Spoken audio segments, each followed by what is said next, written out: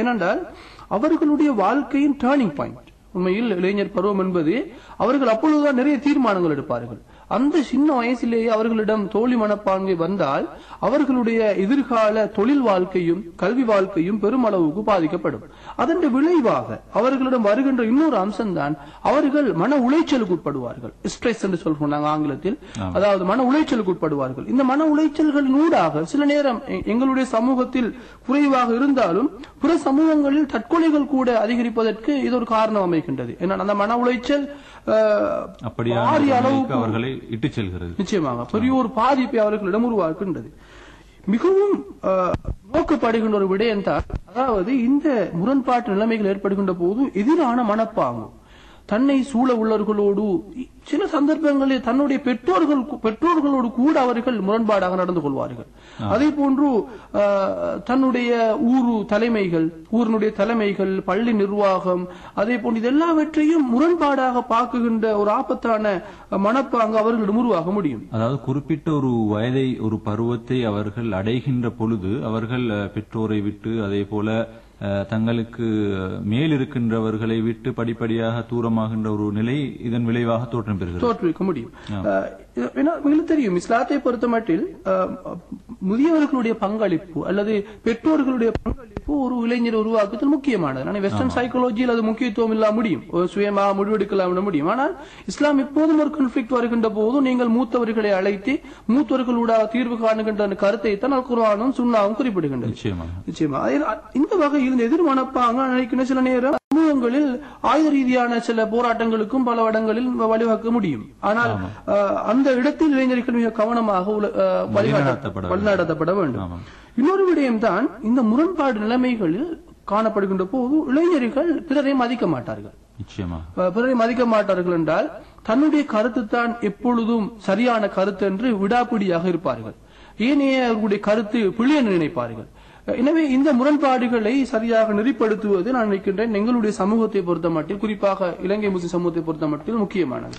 ஆமாம், உண்மையிலே நீங்கள் குறிப்பிட்ட இந்த முரண்பாட்டு நிலைமை காரணமாக தோன்றுகின்ற பல பாதிப்புகளை நாங்கள் இன்னும் சமூகத்திலே கண்டு வருகிறோம். நீங்கள் குறிப்பிட்ட அந்த பாதிப்புகள், அதே போல இன்னும் பல பாதிப்புகளை, அதன் விளைவுகளை நாங்கள் எமது சமூகத்திலே, கிராமங்களிலே, எமது பாடசாலைகளிலே, பல்கலைக்கழகங்களில் நாங்கள் கண்டு வருகிறோம். இப்படியான ஒரு ஆபத்தான நிலையிலிருந்து எமது அந்த இளம் பரம்பரையினரை எப்படி பாதுகாத்துக் கொள்ள முடியும்? அதற்கான வேலை திட்டங்களை, என்னென்ன வேலை திட்டங்களை முன்னெடுக்க முடியும் என்று கருதுகின்றீர்கள்? என்ன நாங்கள் செய்யலாம்? உண்மையில் நான் அந்த இடத்தில் ஒரு குர்ஆன் வசனத்தை ஞாபகப்படுத்த வருகின்றேன்.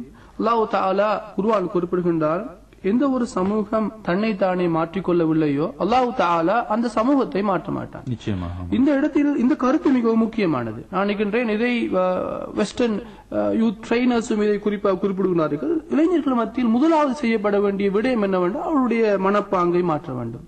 அவருடைய மனப்பாங்கில் மிகப்பெரிய ஒரு மாற்றத்தை கொண்டு வருவான். குறிப்பாக நாங்கள் இப்பொழுது மேலத்திய உலகில் பேசப்படும் விஷயம் பாசிட்டிவ் திங்கிங். எதையும் நேரான மனப்பாங்கையோடு பார்க்கின்ற மனப்பாங்கு வளர்க்க வேண்டும். தான் கண்டுள்ள கருத்து சரியென்று நிலைக்கின்ற அதே நேரம் தந்த கருத்துக்கு முரணான கருத்தை அடுத்த இளைஞனும் அடுத்தவர்களும் கொண்டிருக்க முடியும். அதை அனுமதிக்கின்ற மனப்பாங்கு அவர்களிடம் உருவாக்க வேண்டிய ஒரு தேவை இருக்கின்றது. அதே போன்று இளைஞர்களுடைய ஸ்ட்ரக்சர்ஸ், அதாவது கட்டமைப்புகளை நாங்கள் மாற்ற வேண்டும். எங்களுக்கு தெரியும், எங்களுடைய முஸ்லிம் சின்ன கிராமங்களுக்கு போய் நீங்கள் அவதானித்து பார்த்தால் இளைஞர்களுடைய கட்டமைப்புகள் எங்கே இருக்கின்றன என்று பார்க்கின்ற போது, ஒன்று அவர்கள் விளையாட்டு கழகங்களாக சிலர் குழுக்களாக இருப்பார்கள். சில நேரம் இன்னொரு குழு இருக்கின்றது, இரவு நடுநிசி வரையில் அவர்கள் பாதை ஓரங்களில் இருந்து கொண்டு பல்வேறுபட்ட ஊரினுடைய அலசல்களை செய்வார்கள். அவர்கள் உண்மையில சமூகத்துக்கு மிகப்பெரிய ஒரு நோயாக காணப்படுகின்றனர். அதே போன்று பாடசாலைகள் எடுத்துக்கொண்டாலும் உயர்வகுப்பு மாணவர்களை பொறுத்த மட்டில் அவர்கள் பல போது அமுக்க குழுக்களாக பிரஷ் குரூப்ஸாக தொழிற்படுகின்றார்கள். எனவே இந்த ஸ்ட்ரக்சர்ஸை ஒரு சமூகம் மிக கவனமாக இனம் காண வேண்டும். நாங்கள் இனம் கண்டு அந்த அதுக்குரிய பிரதியீட்டு முறைகளை நாங்கள் முன்வைக்க வேண்டும். அவ்வாறு பிரதியீட்டு முறைகளை முன்வைக்கின்ற போதுதான் இளைஞர்களை பொறுத்த மட்டில் அது இயல்பானது. அவர்கள் குழுவாக வேலை செய்கின்றது, குழுவாக இதையும் அடைய முயற்சிப்பது இயல்பானது. அந்த இளைஞர்களுடைய இயல்பை வளர்ந்தவர்கள் மிக கவனமாக அவதானித்து அந்த இளைஞர்களுடைய இயல்புக்கு முக்கியத்துவம் கொடுத்து அவர்களுக்கு வழிகாட்ட வேண்டும். இன்னொரு முக்கியமான விஷயம் தான், இளைஞர்கள் காணப்படக்கூடிய நாங்கள் சொல்கின்றோம் பவர் டிஃபரன்சஸ். ஒவ்வொரு ஒவ்வொரு இளைஞர் குழுக்களுக்கும் ஒரு தலை இளைஞனுக்கும் அவனுக்குள்ள ஒரு சக்தி இருக்கின்றது. அவன் சமூகத்தில் ஆற்றுகின்ற ரோல், அவனுடைய நடவடிக்கைகள் வித்தியாசமானது. எனவே அந்த பவர் டிஃபரன்ஸை நாங்கள் விளங்கிக் கொள்ள வேண்டும். அதற்றை விளங்கிக் கொண்டுதான் அந்த இளைஞர்களுடைய ஒரு இளைஞரை பொறுத்த மட்டில் அவன் கடும் வீர மனப்பான்மையுள்ளவனாக இருப்பான், இன்னொருவன் நல்ல அறிவு பெற்றவனாக இருப்பான், இன்னொருவன் நல்ல ஆன்மீகவாதியாக இருப்பான். ஆனால் இந்த இடங்கள் எல்லாம் ஒரு இடத்தில் சந்தித்து அந்த பவர் டிஃபரன்சஸ் ஒழுங்குபடுத்தப்படுகின்ற போதுதான் அந்த சமூகம் இளைஞர்களை கொண்டு ஒரு மிகப்பெரிய ஒரு இலக்கை அடைய முடியும் என்று கருத்தாகும். சீராவிலே மிக அழகான உதாரணம் இருக்கிறது. நபி ஸல்லல்லாஹு அலைஹி வஸல்லம் அவர்கள் அதாவது மக்காவுடைய தாவாவின் ஆரம்ப காலத்திலே இந்த தாவாவுக்காக தெரிவு செய்த பலரை நாங்கள் பார்க்கின்ற பொழுது, உள்வாங்கிய நபர்களை பார்க்கின்ற பொழுது பெரும்பாலும் இளைஞர்களாகத்தான் இருந்திருக்கின்றார்கள். அதாவது அந்த இளைஞர்களுடைய அந்த பவர், அந்த சக்தி, அவர்களுக்குள்ளால் இருக்கின்ற அந்த ஆற்றலை நபி ஸல்லல்லாஹு அலைஹி வஸல்லம் அவர்கள் மிக சிறப்பான முறையிலே பயன்படுத்தி இருக்கின்ற ஒரு நிலைமையை நாங்கள் சீராவில பார்க்க முடியும். வேறு என்ன கருத்துக்களை இதிலே சொல்ல? சீராண்டு போது எனக்கு ஞாபகத்து வருகின்ற ஸல்லல்லாஹு அலைஹி வஸல்லம் அவர்கள், உங்களுக்கு தெரியும் அந்த காபாவினுடைய அந்த கல்லை, ஹஜ்ருல் அஸ்வத் கல்லை எடுக்கின்ற அந்த பிரச்சனை போது ஸல்லல்லாஹு அலைஹி வஸல்லம் இளைஞராக இருக்கின்ற போது எவ்வாறு அதை எடுத்து வைக்கின்ற பிரச்சனை வந்த போது ஸல்லல்லாஹு அலைஹி வஸல்லம் அவர்கள் ஒரு மிகவும் முன்மாதிரியான இளைஞராக நடந்து காட்டியிருக்கின்றார்கள். இந்த இடத்தில் தான் ஒரு முக்கியமான விஷயத்தை நாங்கள் விளங்கிக் கொள்ள வேண்டும்.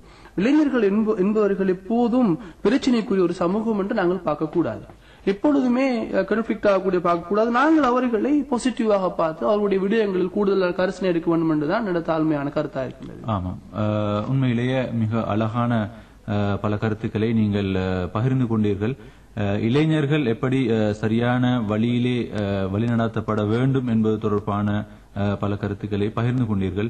உண்மையிலே இந்த சிந்தனைகளை, கருத்துக்களை எமது முஸ்லிம் நிறுவனங்கள், பள்ளிவாசல்கள், அதே போல எமது புத்திஜீவிகள், அதே போல பெற்றோர்கள் குறிப்பாக உள்வாங்கி இளைஞர்களை அவர்களிலே கூடுதலான கரிசனை காட்டி அவர்களை விட்டுவிடாது அல்லது அவர்களை ஒதுக்கிவிடாது அவர்களிலே கூடுதலான கவனம் செலுத்தி அவர்களை வழிநடாத்துகின்ற பொழுது நிச்சயமாக அவர்கள் ஒரு சிறந்த ஒரு சமூகமாக அவர்கள் உருவாக்கப்பட முடியும் என்ற கருத்தை நாங்கள் இந்த கருத்துக்களினூடாக விளங்கிக் கொள்கின்றோம்.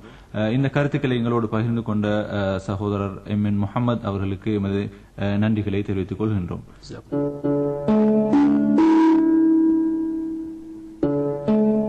இதயத்தில் அடுத்த அம்சமாக இடம்பெறுகிறது ஒரு நேர் ஆக்கம். வெலிகம ஜீனியா நிலாம், டொரிங்டன் அவென்யூ, கொழும்பு 7 என்ற முகவரியிலிருந்து எழுதியிருக்கின்ற ஆக்கம் லஞ்சம் கொடுப்பதும் வாங்குவதும் என்ற தலைப்பில் அமைந்திருக்கிறது. உரிமையை அளிப்பதற்கோ பொய்யை செல்லுபடியாக்குவதற்கோ மக்களிடையே தீர்ப்பு சொல்லக்கூடிய நீதிபதிக்கு இலஞ்சம் கொடுப்பது குற்றமாகும். காரணம், இது தீர்ப்பில் நேர்மை தவறுவதற்கும் நியாயம் கிடைக்க வேண்டியவர்களுக்கு அநீதி இழைப்பதற்கும் இட்டுச் செல்லும். மேலும் இது குழப்பத்தை உருவாக்கும். அல்லாஹ் கூறுகிறான், மேலும் நீங்கள் ஒருவர் மற்றவரின் பொருளை தவறான முறையில் உண்ணாதீர்கள். மேலும் பிற மனிதர்களுடைய பொருள்களில் ஏதேனும் ஒரு பகுதியை அநீதமான முறையில் தின்பதற்காக அது தவறு என நீங்கள் அறிந்திருந்தும் அதற்குரிய வாய்ப்பை பெற அதிகாரிகளை அணுகாதீர்கள். 2வது அத்தியாயம் 188வது திருவசனம். ஒரு விவகாரத்தில் தீர்ப்பு பெறுவதற்காக இலஞ்சம் கொடுப்பவனையும் லஞ்சம் வாங்குபவனையும் அல்லாஹ் சபிப்பானாக என அல்லாஹ்வின் தூதர் ஸல்லல்லாஹு அலைஹி வஸல்லம் அவர்கள் கூறினார்கள். அறிவிப்பவர் அபூ ஹுரைரா ரலியல்லாஹு அன்ஹு, நூல் அஹ்மத். ஆனால் நீதியை அடைவதோ அநீதியை தடுப்பதோ லஞ்சம் கொடுக்காமல் சாத்தியமாகாதெனில் இத்தகைய நிர்பந்தமான சூழ்நிலையில் லஞ்சம் கொடுப்பவன் இந்த எச்சரிக்கையில் சேரமாட்டான். இந்த காலத்தில் லஞ்சம் பெருமளவு பெருகிவிட்டது. எந்த அளவுக்கு எனில் சில ஊழியர்களுக்கு அவர்களுடைய ஊதியத்தை விட கூடுதல் வருமானமாக லஞ்சம் ஆகிவிட்டது. அது மட்டுமல்ல, பல கம்பெனிகளுடைய வரவு செலவு கணக்கு பட்ஜெட்களில் பல்வேறு மறைமுகமான பெயர்களில் லஞ்சம் கொடுக்கல் வாங்கல் பதிவு செய்யப்படுகிறது. லஞ்சம் கொடுத்தவர்கள் லஞ்சம் கொடுக்காதவர்களுக்கு பிறகு வந்தும் அவர்களுக்கு வெகு முன்பாகவே வேலையை முடித்துவிட்டு சென்று விடுகின்றனர்.